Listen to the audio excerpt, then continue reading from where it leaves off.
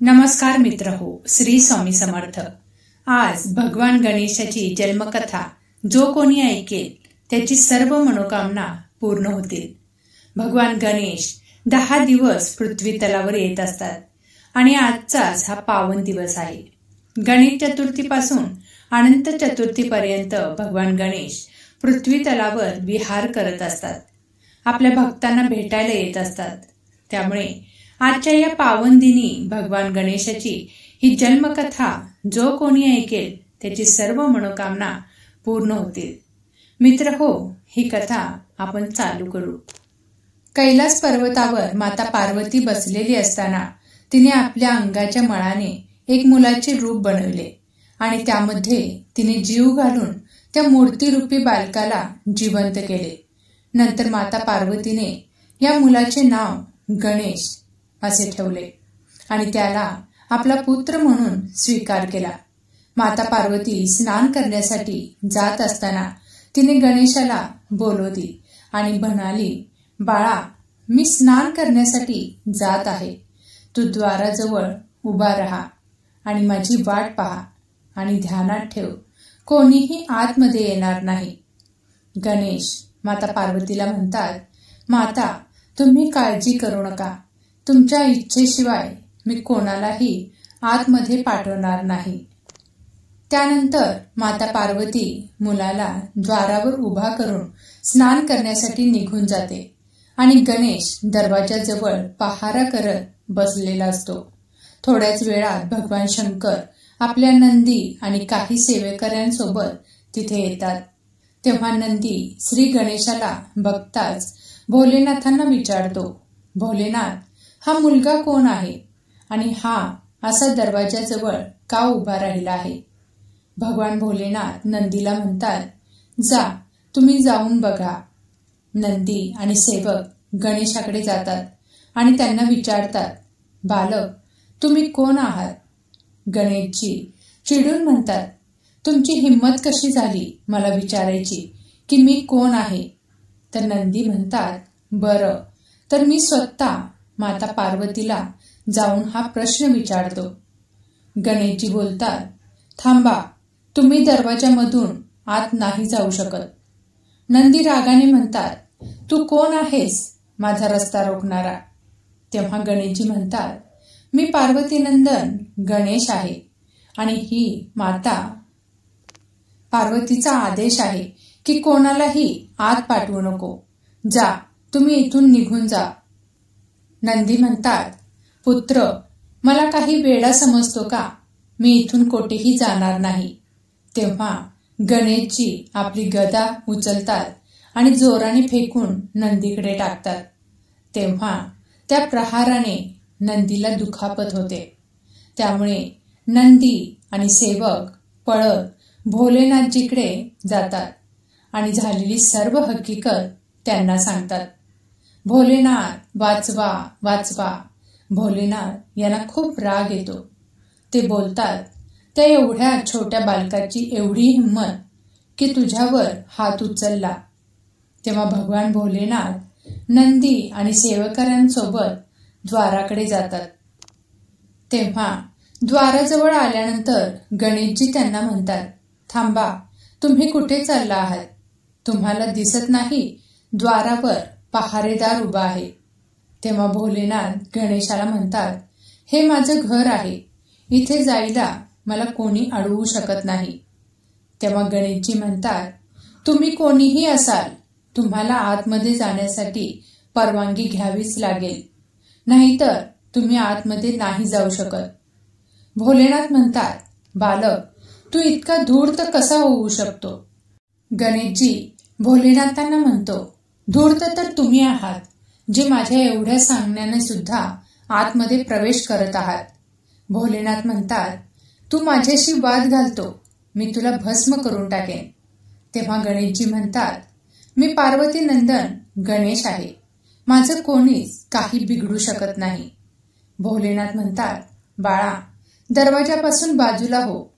गणेशजी त्यांना म्हणतात, मला माझ्या मातेचा आदेश आहे, जोपर्यंत मी येत नाही तोपर्यंत आतमध्ये कोणालाही प्रवेश करू देऊ नको। भोलेनाथ परत रागाने म्हणतात, बालक समोरून बाजूला हो. जेव्हा गणपती परत म्हणतात, मी माझे प्राण त्याग करू शकतो, पण मातेचा आदेश तोडू शकत नाही. मातेचा आदेश माझ्यासाठी दगडावरची रेषा आहे. तेव्हा परत भोलेनाथ रागाने त्याला म्हणतात, तू बाजूला हो, तू कोण आहेस? तेव्हा गणेशजी म्हणतात, मी पार्वती नंदन गणेश आहे. भोलेनाथ म्हणतात, इतका हट्ट करणे बरोबर नाही. तेव्हा गणेशजी म्हणतात, मी परत बोलतो, तुम्ही इथून निघून जावा, नाहीतर तुम्हाला खूप पछतावा होईल. तेव्हा भगवान शिव रागवतात आणि दोघांचे खूप जोरात युद्ध चालू होते. त्या युद्धामध्ये गणेशजीचे वार भोलेनाथांवर भारी पडू लागतात. त्या दोघांच्या युद्धाने संपूर्ण पृथ्वी थरारून जाते. तेव्हा सगळे देव तिथे पोहोचतात आणि बोलतात, बालक तू खूप हट्ट करतो, भगवान भोलेनाथांची क्षमा माग.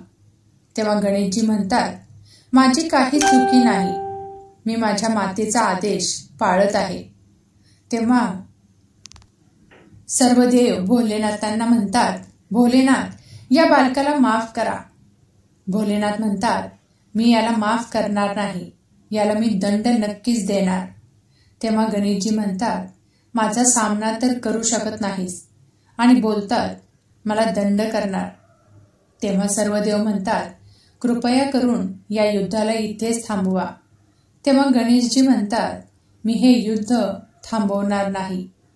आणि भोलेनाथही म्हणतात, मी सुद्धा हे युद्ध थांबवणार नाही आणि याने जे केले त्याची शिक्षा याला मी नक्कीच देणार. अशा रीतीने परत दोघांमध्ये युद्ध चालू होते. भगवान ब्रह्मदेव आणि सगळे देव त्यांना हे युद्ध थांबवण्यासाठी विनंती करत असतात. परत देव गणेशाला म्हणतात, बालक तू भोलेनाथांची क्षमा माग. परंतु गणेशजी मातेच्या आज्ञेसमोर ठाम असतात. तेव्हा भोलेनाथ म्हणतात, दृष्ट बालक, मी आतापर्यंत तुला माफ केलं असतं, परंतु आता तुला जिवंत नाही ठेवणार. बाळा, तू असं करून माझ्या क्रोधाला वाढवतोयस. गणेशजी म्हणतात, रागात येऊन तुम्ही काय करणार? एका छोट्या बालकाकडून तुम्ही हरला आहात. तेव्हा क्रोधात येऊन भगवान शंकर आपले त्रिशूल काढतात आणि त्या त्रिशूलाने गणेशाचे डोके उडवून टाकतात. पूर्ण ब्रह्मांड थरारू लागते. भगवान गणेशाचे मस्तक खूप लांब जाऊन पडते. खूप जोरात वादळ येऊ लागतं.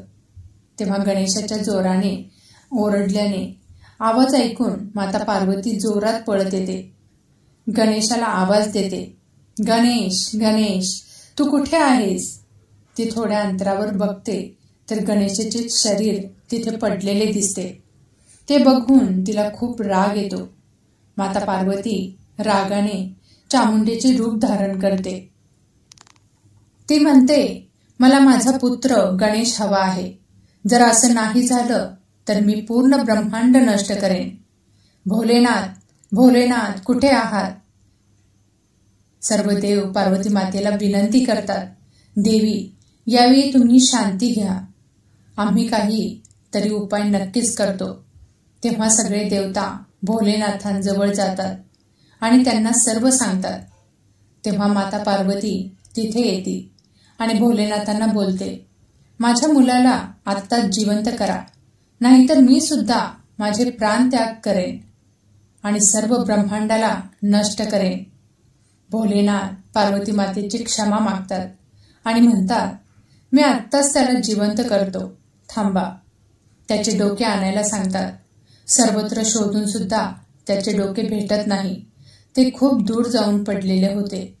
तेव्हा भोलेनाथ विष्णूंना म्हणतात, पृथ्वी तलावर जाऊन कोणताही प्राणी सर्वप्रथम दिसेल त्याचे डोके काढून आणा. जी आई आपल्या मुलाच्या बाजूला पाठ फिरून झोपलेली असेल तिच्या मुलाचे डोके घेऊन या. विष्णू निघून जातात. त्यांना सर्वत्र शोध घेताना पहिला हत्ती दिसतो. त्याची आई आपल्या मुलाकडे पाठ फिरवून झोपलेली असते.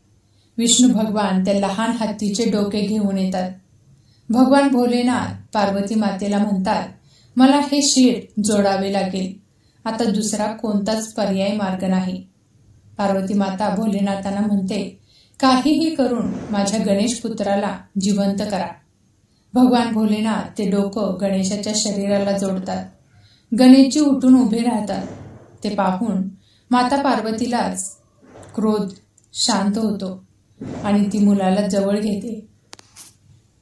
अशा प्रकारे भगवान गणेशाची जन्मकथा आपणास बघायला भेटते. ही कथा तुम्हाला कशी वाटली मला नक्की कमेंट करून सांगा. आणि व्हिडिओ आवडला असेल तर व्हिडिओला लाईक करा. कमेंटमध्ये गणपती बाप्पा मोरया लिहायला विसरू नका. आणि तुम्ही जर आपल्या स्वामी लीला चॅनलवरती नवीन असाल तर आपल्या चॅनलला सबस्क्राईब करा. सेवा करा आणि सेवेकरी व्हा. श्री स्वामी समर्थ. जय जय स्वामी समर्थ. धन्यवाद.